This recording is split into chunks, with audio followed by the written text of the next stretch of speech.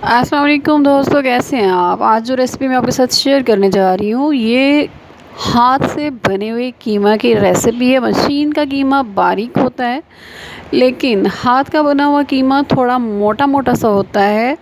और ये चर्बी वाला हाथ का बना हुआ कीमा है, जिसकी रेसिपी मैं आपके साथ शेयर करने जा रही हूँ।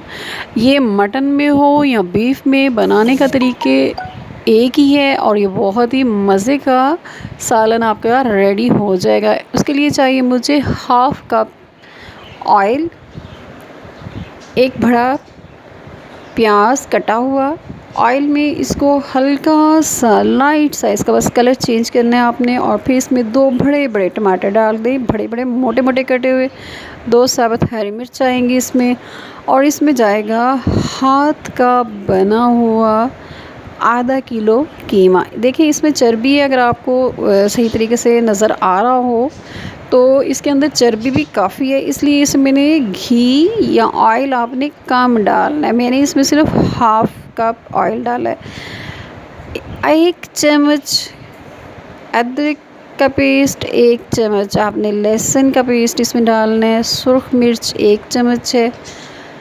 इसके साथ साथ इसमें हल्दी 1 चुटकी डालिए। 1 चम्मच या हस्बे ज़ायक़ा नमक डालिए इसमें। और इसमें डाल दीजिए खुश्क धनिया पिसा हुआ 1 चम्मच। और अब इसको हम फ्राई करेंगे। फ्लेम जो है आपका बहुत ना तेज़ होना चाहिए ना लो होना चाहिए।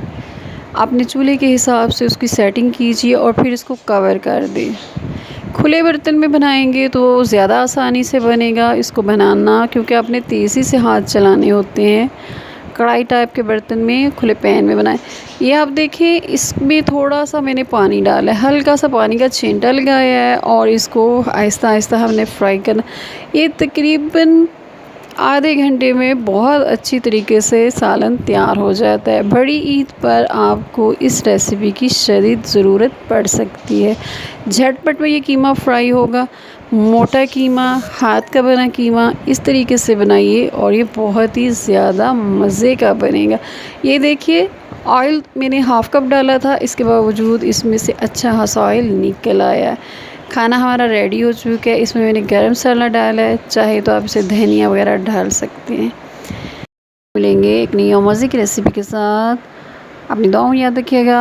अल्लाह हाफ़िज़।